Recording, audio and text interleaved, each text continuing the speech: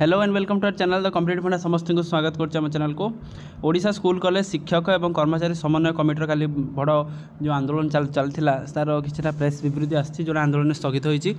तो मंत्री कौन कहते देखा स्टार्ट करा वीडियो को स्टार्ट करने पूर्व समस्त वीडियो को लाइक चैनल को सब्सक्राइब कर दिंतु जहाँद्वारा कि वीडियो नेक्स्ट अपडेट आप पहुँच पार। देखो Odisha school college teacher employee coordination committee जोटा आपंकर माननीय आईन मंत्री और गणशिक्षा मंत्री समन्वय समितिर आलोचना पर स्थगित आंदोलन रहा।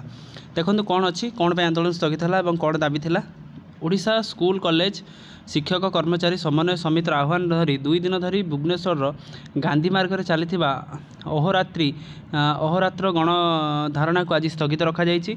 माननीय आईन मंत्री एवं विद्यालय एवं गणशिक्षा मंत्री एवं माननीय एकाम्र विधायक और शिक्षा सचिवों सह आलोचना पर उक्त आंदोलन को स्थगित रखागला बोली समन्वय कमिटी आवाहक रंजन कुमार दास एक प्रेस विवृत्ति में आपणकर जन दि जाइए। ताले आपणकर एथिरे आईन मंत्री थिले, विद्यालय एवं गणशिक्षा मंत्री थिले, ता सहित माननीय एकाम्र विधायक मध्य थिले और गणशिक्षा सचिव मध्य थिले।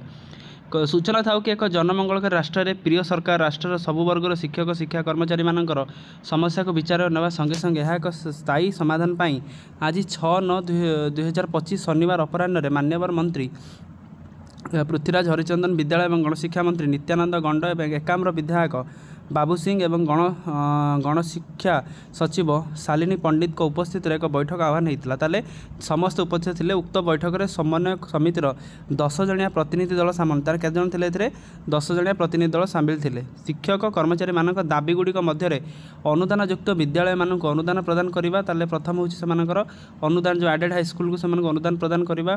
2004 मसीहा ठारू अवसर नैथिबा एवं आगामी दिन में अवसर नेबा कर्मचारी मानक व्यवस्था अनुसार पेंशन प्रदान एवं अवकाशकालीन अवसरकालीन सुविधा जो एतिक रहा उच्च न्यायालय निर्देश को पालन करी समस्त शिक्षक एवं कर्मचारी मानक न्याय प्रदान करवा जोटा थिला।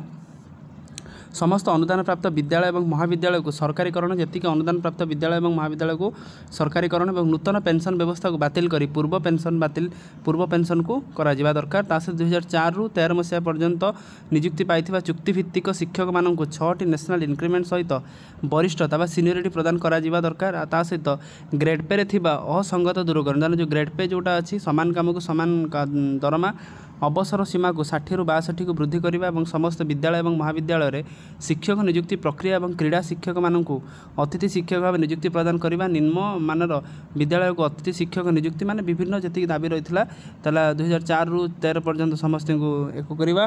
ता सहित 6टी इंक्रीमेंट समय माने अवसर समय को 60 ରୁ 62 वृद्धि करने कहुला। आगामी 2 सप्ताह मध्य उच्चस्तरीय कमिशन गठन करा जहाँ एक मास मध्य चूड़ांत रिपोर्ट प्रदान करेंगे बोली मंत्री कहते। 2 मास मध्य कमिशन समस्त स्थायी समस्या गुड़ी को स्थायी समाधान निमंते प्रदान करने प्रस्ताव को सरकार निष्पत्ति ने जी कमिशन 2 मास भीतर देवे रिपोर्ट 2 मास दे सारा पर सरकार निष्पत्ति ने जहाँ जहाँ मंत्रीद्वय दृढ़ प्रतिश्रुति देते। यह आलोचना समन्वय समितिर सभापति सुकांत कुमार बेहेरा, आवाहक रंजन कुमार दास, अक्षय कुमार मिश्र समस्ते थे जो थे कि आवाहक ना अच्छी रंजन कुमार दास प्रेस मीट द्वारा समस्त से जन होप करा दरकार 2 सप्ताह मध्य कि भल न्यूज आसू जहाँद्वारा कि शिक्षक मानकर सामान रहा इक्वाल काम को इक्वाल दरमा पाइबे। ठीक अच्छे तेणु यहाँ थी आजिकार अपडेट। समस्त वीडियो को लाइक करदे, चैनल को सब्सक्राइब करदे जहाँद्वारा कि वीडियो नेक्स्ट अपडेट आप पहुँच पारे। Thank you. देखा नेक्स्ट वीडियो।